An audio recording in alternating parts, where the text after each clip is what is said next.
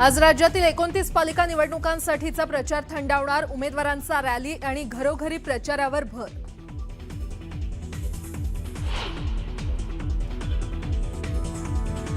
प्रचाराच्या शेवटच्या दिवशी नेते मंडळींचा रोड शोवर भर। नागपुरात फडणवीस, मुंबईत शिंदेंचा रोड शो, तर राज ठाकरे पुण्यातील शाखांना देणार भेटी।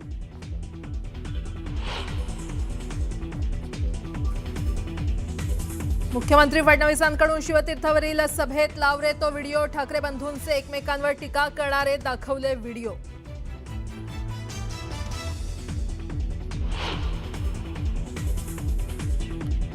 काल मी जो बोललो ती रसमलाई आली होती, बोलतोय खाली की मुंबई महाराष्ट्राची नाही म्हणून नाही, तो असं बोललाच नाही म्हणे, त्याचा म्हणे तो अर्थच होत नाही।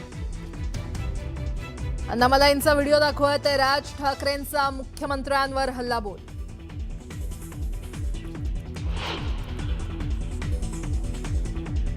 पाच वर्ष घरात बसून निवडणूक आली की मुंबई धोक्यात, एकनाथ शिंदेंची ठाकरेंवर टीका। करून दाखवलं तसं खाऊन दाखवल्याचे होर्डिंग लावा, शिंदेंचा टोला।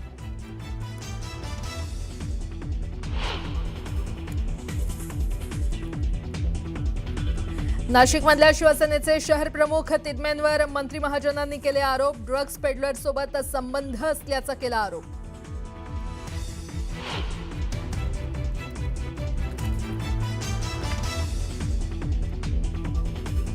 डोंबिवलीत भाजप आणि शिवसेना पदाधिकाऱ्यांमध्ये राडा। भाजप पदाधिकाऱ्यावर कोयत्यानं वार।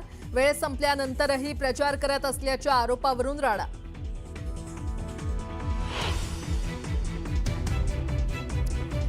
नाशिकच्या सातपूर भागात आपच्या उमेदवारावर बंदूक ताणत प्रचारात न फिरण्याची धमकी। जमावानं दिला तरुणाला चोप।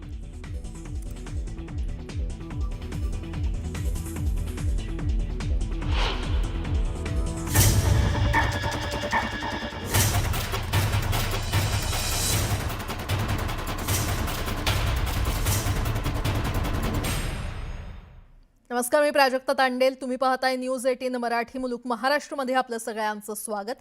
बातमीपत्राच्या सुरुवातीला एक मोठी बातमी। पालिका निवडणूक प्रचाराचा आज शेवटचा दिवस आहे आणि आज शेवटच्या दिवशी नागपुरात मुख्यमंत्री फडणवीसांचा रोड शो आयोजित करण्यात आलाय।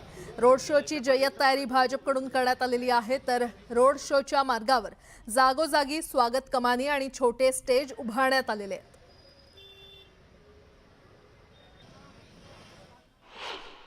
नागपूर महानगरपालिकेसाठी प्रचाराचा आज अखेरचा दिवस आहे। 5 वाजता जे आहेत ते नागपूरमध्ये हा प्रचाराच्या तोफा थंडावणार आहे। त्याआधी मुख्यमंत्री देवेंद्र फडणवीस यांचा नागपूरच्या मध्य नागपूर विधानसभा क्षेत्रातून रोड शो असणार आहे आणि त्या रोड शोची तयारी आता अंतिम टप्प्यात आल्याचं आपण पाहू शकतोय। याच भारत माता चौकातून या रोड शोला सुरुवात होणार आहे। सुरुवातीला मुख्यमंत्री भारत माता चौकातल्या या भारत मातेच्या प्रतिमेचं पूजन करतील आणि त्यानंतर या मध्य नागपूरच्या वेगवेगळ्या भागातून म्हणजे बडकस चौक असेल, तीननल चौक असेल, पंडित बच्छराज चौक असेल, अशा वेगवेगळ्या मार्गाने मार्गस्थ होत शिवाजी पुतळा इथं जे आहे ते या रोड शोचा समारोप होणार आहे। खरं तर जुनं नागपूर म्हणून या मध्य नागपूरला ओळखलं जातं। मतांची जी आकडेवारी आहे ती या मध्य नागपूरमधून निर्णायक असणार आहे। त्यामुळे मुख्यमंत्र्यांनी शेवटच्या दिवशी कुठलीही सभा न घेता रोड शोच्या माध्यमातून जे आहे ते मध्य नागपूरमधले सुमारे 6 प्रभाग जे आहेत ते या रोड शोच्या माध्यमातून मुख्यमंत्री पिंजून काढणार आहे आणि युतीच्या उमेदवारांसाठी जे आहे ते मतांचा जोगवा मतदार राज्यांपुढे जे आहे ते मागणार आहे।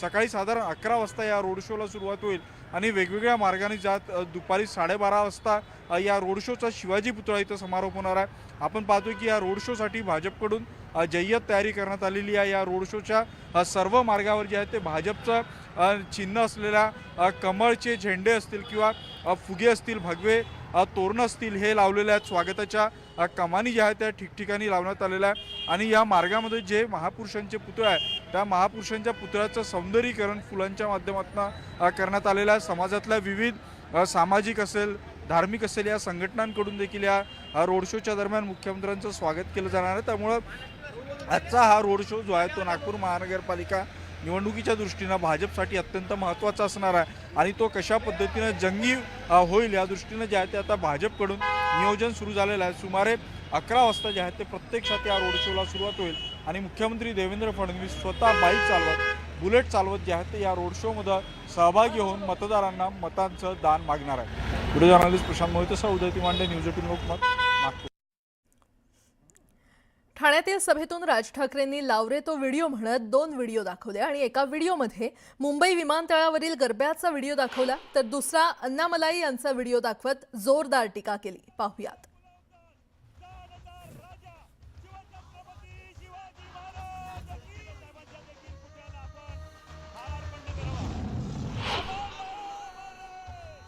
काल मी जो बोललो ना, ती रसमलाई आली होती, तो सांगतोय की मुंबईचा आणि महाराष्ट्राचा काही संबंध नाहीये, हे स्वतः सांगतोय. आणि फडणवीस म्हणतात नाही, तो असं काही बोललाच नाही, त्याचा तो अर्थच होत नाही म्हणे. मला असं वाटायचं की फडणवीसांना इंग्रजी कळतं, पण कसं आहे, खोटं बोलत राहायचं. त्यांना वाटतं ह्याच्यातनं लोकांना वाटेल की बाबा नाही, खोट्याचं खरं करता येतं. नाही होणार. आता मला आत्ताच सकाळी कोणीतरी त्याची एक क्लिप पाठवली. लावर Bombay is not a Maharashtra city. Bombay is not a Maharashtra city. तो बोलतोय खाली की मुंबई महाराष्ट्राची नाही म्हणून नाही. तो असं बोललाच नाही म्हणे. त्याचा म्हणे तो अर्थच होत नाही. किती खोटं बोलायचं, काही मर्यादा.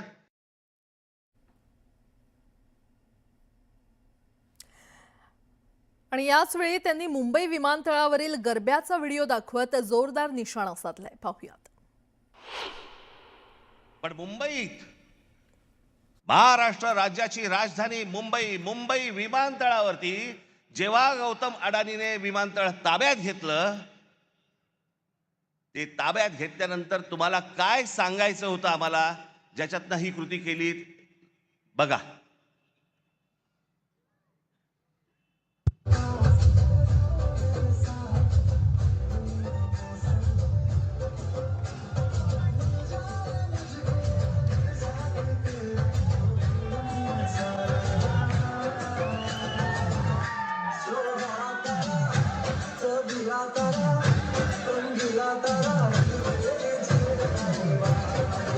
बंद कर.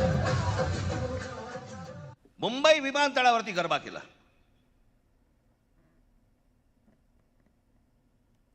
तुमची ओळख पुसून टाकायची. मुंबई तुमची नाहीये.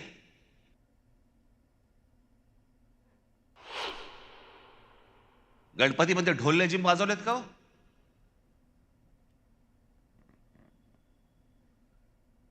आणि जर वाजवायचे असतील तर फक्त ढोल लेझिमच वाजले पाहिजे मुंबई विमानतळावरती, बाकी काही नाही.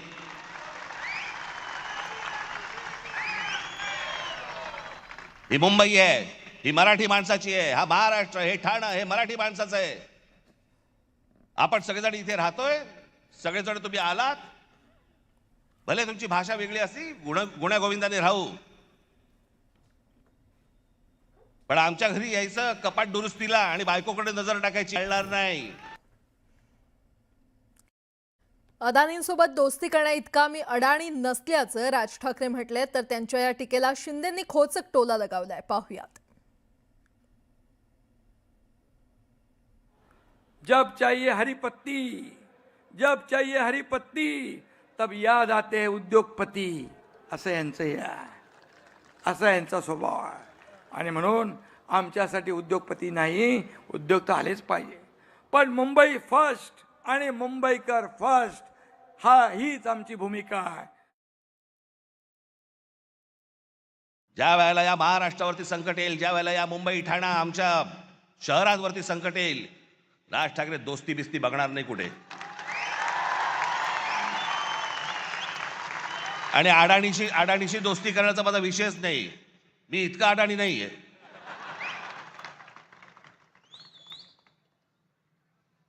पण ते काल जे मी तुम्हाला दाखवलं, त्याचं गांभीर्य नीट समजून घ्या. आदित्य ठाकरेंनी केलेल्या नकलेला देवेंद्र फडणवीस यांनी उत्तर दिलं. नक्कल करता करता काकाची पक्षाची काय अवस्था झाली हे पहा, तुम्हाला भाषणही करता येत नाही असा टोला मुख्यमंत्र्यांनी लगावला. आदित्य ठाकरेंनी दिलेलं चर्चेचं आव्हानही फडणवीस यांनी स्वीकारलंय.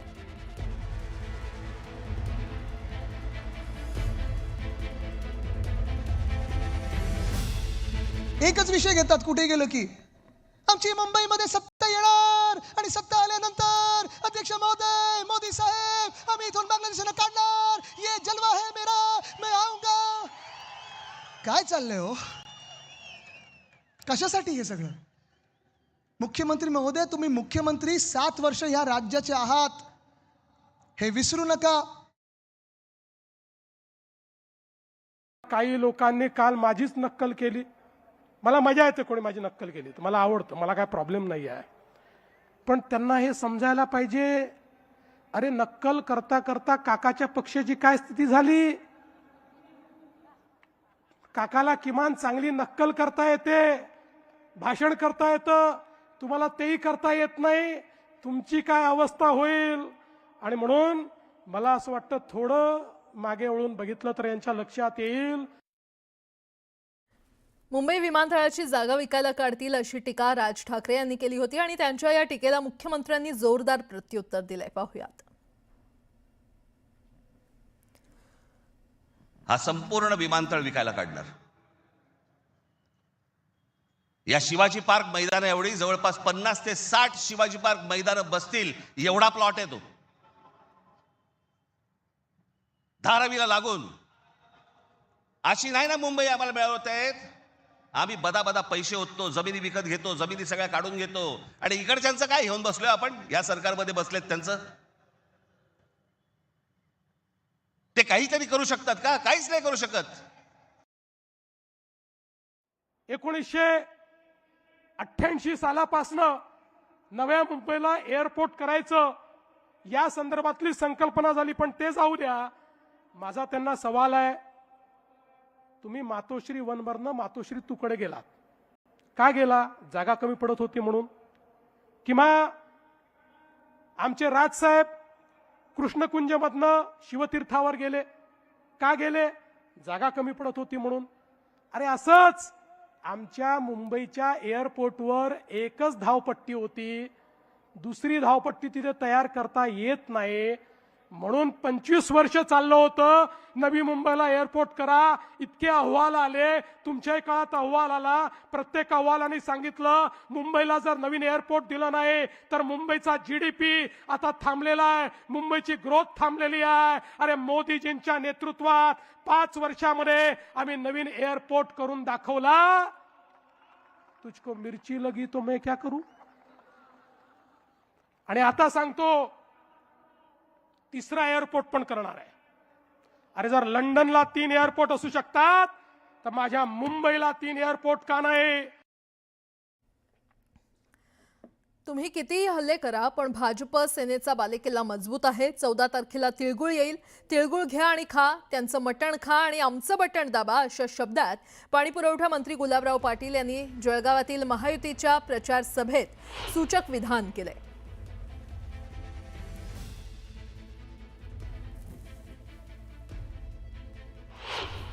फक्त 14 तारखेला तिळगुळ येईल. तिळगुळ घ्या, खा त्यांचं मटण, पण दाबा आमचं बटन. येऊ द्या, ते सांगणार तिळगुळ घ्या. लोक काय हुशार आहे, तिळगुळ बोलता बरोबर असतात. ते लोकांना सगळ्या गोष्टी माहित आहेत. डोंबिवलीमध्ये महानगरपालिका निवडणुकांना गालबोट लागलंय. ज्या डोंबिवली प्रभाग क्रमांक 29 मध्ये भाजपच्या पत्रकामध्ये पैसे वाटल्याचा आरोप केला गेला होता, त्याच प्रभाग 29 मध्ये मध्यरात्री राडा झाला. शिवसेना भाजप यांच्यामध्ये आधी बाचाबाची झाली आणि त्यानंतर राड्याला सुरुवात झाली. यामध्ये थेट कोयत्यानं वार करण्यात आले. यात भाजपचे पदाधिकारी ओमनाथ नाटेकर यांना गंभीर दुखापत झाली असून भाजपचे 3 तर शिवसेनेचे 2 कार्यकर्ते जखमी झाले. रात्री 10 नंतर आचारसंहिता लागते, मग भाजपचे पदाधिकारी मीटिंग घ्यायला कसे आले असा जाब शिवसेनेच्या कार्यकर्त्यांनी विचारलाय. या बाचाबाचीत थेट कोयत्यानं वार करण्यात आलाय. आश्चर्य म्हणजे संपूर्ण कल्याण डोंबिवलीमध्ये प्रभाग क्रमांक 29 सर्वात संवेदनशील प्रभाग असून सुद्धा पोलिसांनी या प्रभागात कोणतीच खबरदारी घेतली नाही. म्हणे गणपतीच्या पूजे ह्याचं आमंत्रण वगैरे काय दाखवायला लागले. म्हटलं रात्री 11 वाजता. परत त्यांनी सांगितलं माझी मीटिंग आहे. आता आचारसंहितेमध्ये रेकॉर्ड आहे माझ्याकडे त्याचा. रात्री 11 वाजता आचारसंहितेमध्ये कोणती मीटिंग घेणार आहे सांगा ना. मारहाण केली आहे का? कारण त्यांनी सांगितलं की कोयत्याचा वार त्यांच्या डोक्यावरती आहे. ते तुम्ही दाखवा आमच्याकडे कुठं कोयते आले काय आले, तक्रार आम्ही केली. बरं तिथे पण आल्यानंतर सातत्याने पोलिसांना 112वर माझे कॉल आहेत. नाही, आम्ही कोणाला मारलं नाही. विषय कुठे मारामध्ये विषयच कुठे येतो? आम्ही महाराज कालच मारले. तुम्ही सगळे सुख लोक होते, कालच त्यांचे आम्ही हात लावला असता. आम्ही सध्या प्रचार करतच नाही, फक्त यांना शोधाचं काम करतो बस. समोर पकडलेले आहेत, त्यांच्या कडक कारवाई झाली पाहिजे. आमचं तेच म्हणणं आहे, जे आरोपी आहेत त्यांच्या कडक कारवाई झाली पाहिजे. इथे जो दहशतीचं वातावरण आहे तो दहशतीचं वातावरण होऊ नये. आणि मी DCP साहेबांशी चर्चा केली, कुठल्या हालतमध्ये इथे लोकशाहीप्रमाणे आपला हा इलेक्शन झाला पाहिजे. बाहेरची लोक इथे येता कामा नाही, दुसरा कोणी येता कामा नाही. वार्डातली लोक 100% चालतील, व बाहेरचा मतदार इथे बाहेरचा लोक कोणी येता कामा नाही. नाशिक महानगरपालिकेच्या निवडणुकीला काही तास शिल्लक असताना नव्या आरोप प्रत्यारोपांना सुरुवात झाली आहे. मंत्री गिरीश महाजन यांनी नाशिकमधल्या एका जाहीर सभेत शिंदेंच्या शिवसेनेचे महानगर प्रमुख प्रवीण तिदमे यांचे ड्रग्ज पेडलर तरुणांबरोबरचे व्हिडिओ दाखवत नाशिकच्या ड्रग्ज प्रकरणाशी शिंदे सेनेच्या नेत्यांचे संबंध असल्याचा खळबळजनक दावा केलाय. महाजनांच्या या आरोपानंतर मात्र नाशिकमधलं वातावरण चांगलंच तापलंय. गिरीश महाजनांच्या सभेनंतर गोंधळ झाला. मंत्री गिरीश महाजनांच्या गाडीला अडवत किंवा ताफ्याला अडवत जाब विचारण्याचा प्रयत्न करण्यात आला आणि त्यामुळे काही काळ गोंधळ निर्माण झाल्याचं पाहायला मिळालं.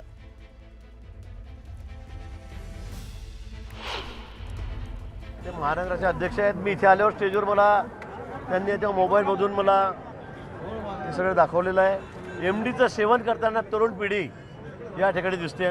खुलेआम चौकामध्ये टपरीवर बसून या ठिकाणी अशा पद्धतीचे कामं त्या ठिकाणी चाललेले आहेत. मला वाटतं तरुण पिढीसाठी अतिशय भयावह चित्र आहे. आम्ही ज्यांना देशाचं भविष्य म्हणतो त्या अशा ठिकाणी जर MDचं सेवन करत असतील तर ही बाब अतिशय गंभीर आहे. आणि ते सेवन करणारे एका आता जो उमेदवार आहेत या भागातले तिरमे म्हणून त्यांना डोक्यावर घेऊन नाचतायत. अनेक फोटो त्यांच्या सोबत आहेत, त्यांच्या हातावर त्यांचा फोटो गोंदलेला आहे. म्हणजे ही बाब आधीच गंभीर आहे. निश्चित या संदर्भामध्ये जे या ठिकाणचे उमेदवार आहेत ते हेच धंदे करतायत, हेच उद्योग करतायत. लोक त्याच्यामुळे खूप परेशान आहेत.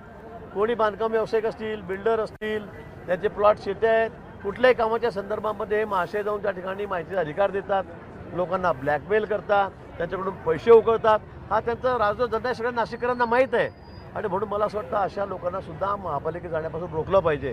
आणि आता अनेक लोकांना त्याचा त्रास सहन करावा लागेल. सांगलीमध्ये शिवसेना पदाधिकाऱ्यांवर हल्ल्याचा प्रयत्न करण्यात आल्याचं समोर आलंय. शिवसेना शहर प्रमुख आणि उपजिल्हा प्रमुख यांच्यावर हल्ल्याचा प्रयत्न करण्यात आला. निवडणुकीच्या प्रचारातून विरोधकांच्या पायाखालची वाळू घसरल्यानं हा हल्ला करण्यात आल्याचा आरोप शिवसेना बजरंग पाटील यांनी केलेला आहे. तर शिवसेना शहर प्रमुख सचिन कांबळे यांच्यावर शहरातल्या लक्ष्मी मंदिर या ठिकाणी अडवून मारहाण करण्याचा प्रकार घडलाय. त्याचबरोबर शिवसेना शिंदे गटाच्या प्रभाग 8 मधील उमेदवाराचे पती आणि उपजिल्हा प्रमुख हरिदास लेंगरे यांच्या गाडीवर देखील हल्ला करण्यात आला. लेंगरेंच्या कारवर दगडफेक करून काचा फोडण्यात आल्या. या हल्ल्याप्रकरणी संजय नगर पोलीस ठाण्यात तक्रार दाखल करण्यात आली आहे. मात्र हा हल्ला नेमका कोणत्या कारणास्तव केला गेला हे अस्पष्ट आहे किंवा कोणत्या कारमधून करण्यात आला. एकाच वेळी दोघा हल्लेकरांकडून शिवसेनेच्या पदाधिकाऱ्यांवर झालेल्या हल्ल्याच्या घटनेनं खळबळ माजली आहे. आमच्या उमेदवारांना मिळणारा प्रतिसाद शिवसेनेचा हा फार मोठा जनतेचा प्रतिसाद आहे. आणि गेल्या काही दिवसापासून या ठिकाणी भाजप असू दे किंवा इतर बाकीचे पक्ष असू देत, राष्ट्रवादी असू दे किंवा बाकी इतर काँग्रेस पक्ष असू दे, ह्या सगळ्यांच्या पायाखालची वाळू घसरलेली आहे. हे जाणीवपूर्वक कोणीतरी राजकीय थांबवावं किंवा राजकीयांचा थोडंसं कमी व्हावं म्हणून आज जाणीवपूर्वक हल्ला करण्याचा प्रयत्न केला आहे. शिवसेना अशा हल्ल्यानं भीक घालत नाही. सांगली शहरामध्ये पूर्ण कायदा सुव्यवस्थेचं पूर्णपणे धिंडोडं उडवलेलं आहे. कायदा सुव्यवस्था पोलीस यामध्ये पूर्णपणे अपयशी ठरलेले आहेत की आमच्या उमेदवारावर देखील हल्ला झालेला आहे. त्यांची गाडी देखील फोडलेली आहेत. आमचे उपजिल्हा प्रमुख आहेत हरिदास लेंगरे, ते स्वतः त्यांच्या मिसेस 8 नंबर प्रभागामधून उमेदवार आहेत, त्यांच्यावरती व त्यांच्या भावावरती पण हल्ला झालाय. आणि सर्वात महत्त्वाचं त्यांची गाडी देखील फोडली गेलेली आहे. जर ह्या गुन्हेगारांवरती, ह्या सराईतांवरती जर कडक कारवाई जर झाली नाही तर शिवसेना पद्धतीने आम्ही 100% येणाऱ्या काळामध्ये उत्तर देणार. आमची महानगरपालिका निवडणूक आली तर यापुढे चंद्रपूर शहरात एकाही बिअर शॉपी, बार किंवा दारू दुकानाला परवानगी देणार नाही, अशी घोषणा भाजप नेते सुधीर मुनगंटीवार यांनी केली आहे। यावेळी त्यांनी काँग्रेसवरही टीका केली आहे।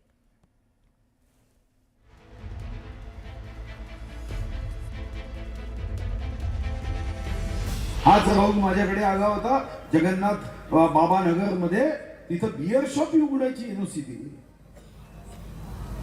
पण मी तुम्हाला विश्वासाने सांगतो की आमची महानगरपालिका निवडून आली, बस झालं। आता नवीन कोणत्याही बिअर शॉपी किंवा विदेशी दारू, देशी दारूच्या दुकानाला कोणत्याही परिस्थितीमध्ये एनओसी देणार नाही, म्हणजे नाही, पण त्यासाठी तुम्हाला मत द्यावी लागेल।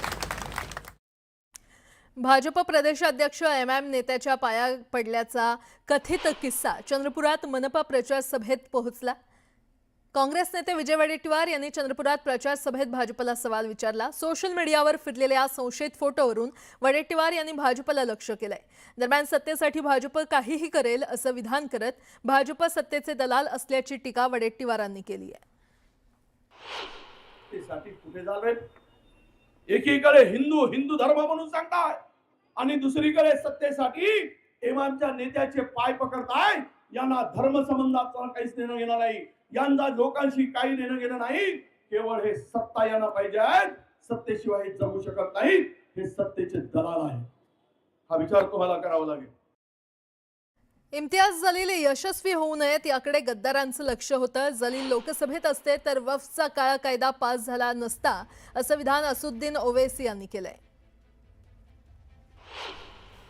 ने मिलकर इनका निशाना यही था कि इम्तियाज जलील और अख्तरुल ईमान कामयाब ना होने पाए, और मैं आपको बड़ी जिम्मेदारी के साथ ये कह रहा हूं, अगर अख्तरुल ईमान और इम्तियाज जलील असदुद्दीन ओवैसी के साथ भारत की लोकसभा में मौजूद होते तो शायद नरेंद्र मोदी इस तरह का काला वक्फ का कानून नहीं बना पाते जिसके जरिए से मस्जिदों को छीनने का कानून बनाया। पुण्यात काँग्रेसला सोबत घेऊनच सत्ता स्थापन करावी लागेल असं सूचक वक्तव्य विश्वजित कदम यांनी केलं। ते पुण्यामध्ये बोलत होते। विशेष म्हणजे राष्ट्रवादीसोबत युती होऊ शकते असं म्हणत निकालानंतरची आकडेवारी पाहून आघाडीबाबत निर्णय घेतला जाईल असंही ते म्हणाले। तर दुसरीकडे त्यांनी भाजपसह महायुतीवरही निशाणा साधलाय।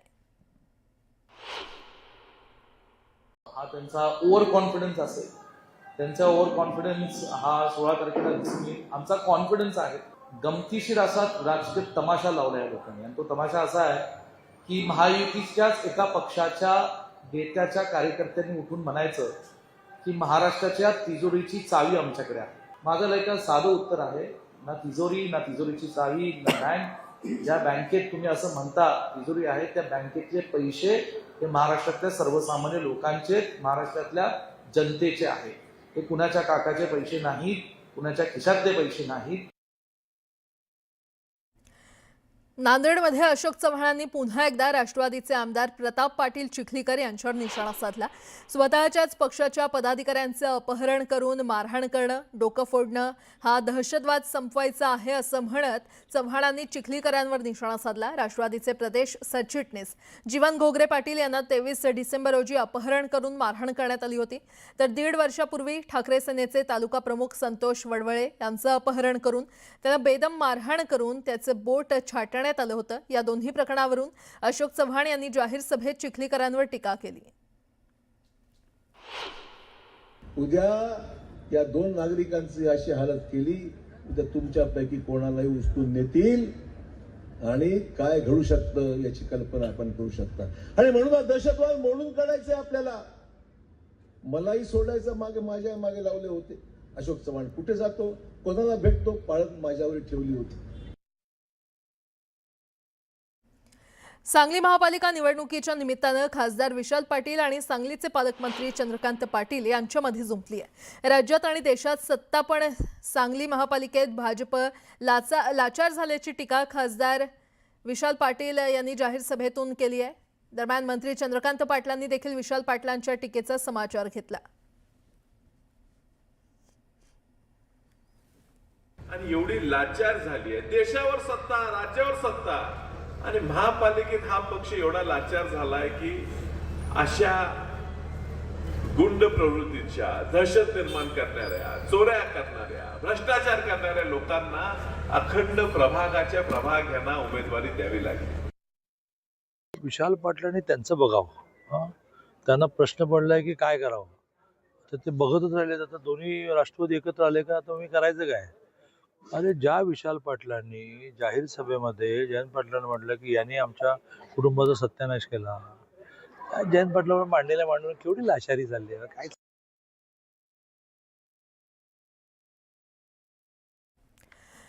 आणि आता पुढची बातमी पाहणार आहोत. एकीकडे आरोप प्रत्यारोप सुरू आहेत, कारण महानगरपालिकांच्या निवडणुका लागलेल्या आहेत. आज प्रचाराचा शेवटचा दिवस आहे, तर तिकडे नवी मुंबईमध्ये मंदा म्हात्रे आणि गणेश नाईकांमधलं शीतयुद्ध सर्वश्रुत आहे. दोन्ही नेत्यांमध्ये अनेकदा थेटपणे आरोप प्रत्यारोपांच्या फैरी झडत असतात. आणि अशात सीएम फडणवीसांची भाजप उमेदवारांच्या प्रचारासाठी ऐरोलीमध्ये जाहीर सभा झाली. या जाहीर सभेत भाजप आमदार मंदा म्हात्रेंचा हात धरून फडणवीसांनी त्यांना स्टेजवर आणलं. या घटनेनं इथे उपस्थित असलेल्या सर्वांच्याच भुवया उंचावल्या. नाईकांसोबत म्हात्रेंचे राजकीय वैर सर्वश्रुत आहे. आणि अशात फडणवीसांनी म्हात्रेंच्या हाताला धरून स्टेजवर आणण्यातून नाईकांनाही संदेश देण्यात आल्याची चर्चा आहे.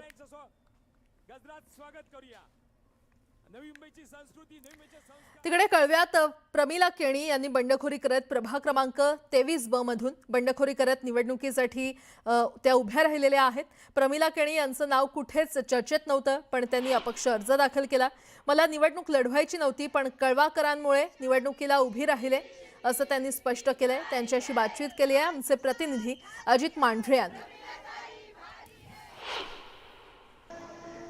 ठाणे महानगरपालिकेमध्ये अनेक ठिकाणी बंडखोरी करण्यात आलेली आहे, पण सगळ्यात चर्चेत असलेली बंडखोरी म्हणजे कळव्यातली.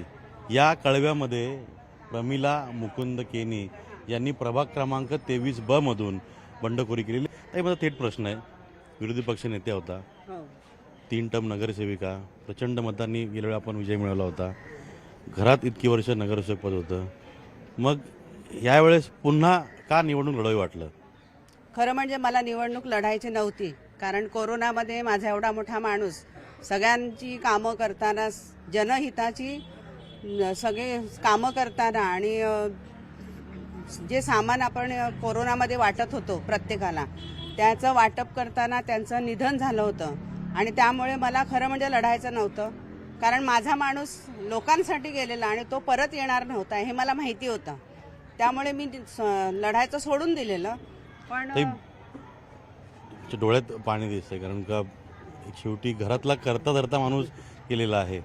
आणि इतक्यात म्हणजे ही घटना जरी कोविडच्या काळात घडली असली तरी त्या आठवणी अजून पण आहेत. पण शेवटी राजकारण असतं. मग ह्या सगळ्या ह्याच्यामध्ये मुकुंद केनी ज्यांना इथं शेठ म्हणून म्हटलं जातं, त्या सगळ्या ह्याच्यामध्ये कुठेतरी असं वाटलं नव्हतं की आता बस झालं, आपण बस करावं, आता बस करावं म्हणूनच थांबलेली मी खरी. पण लोक माझ्याकडे येत होती, ताई तुम्ही घरात थांबू नका, दुःख कुरवाळत बसण्यापेक्षा लोकांची सेवा करा, कारण शेठचं स्वप्न होतं लोकांच्या मध्ये राहायचं, म्हणून मी लोकांपर्यंत तेवढ्यापुरती काम करत होती. असं लढायचा माझा हे नव्हता, विचार नव्हता. पण ज्यावेळेस आम्ही पक्षाकडे गेलो आणि आम्हाला असं कळलं की एकच तिकीट मिळते, त्याच्यावर मी समाधान मानलेलं आणि मी घरी आले. पण घरी आल्यानंतर इथे जो जनसमुदाय जमलेला होता त्यांना वाटलं ताई, पण शेठ नसल्यानंतर ताई आम्हाला हव्यात. जेव्हा तिकीट नाही मिळाली हे कळल्यावर अक्षरशः आम्ही रडलो.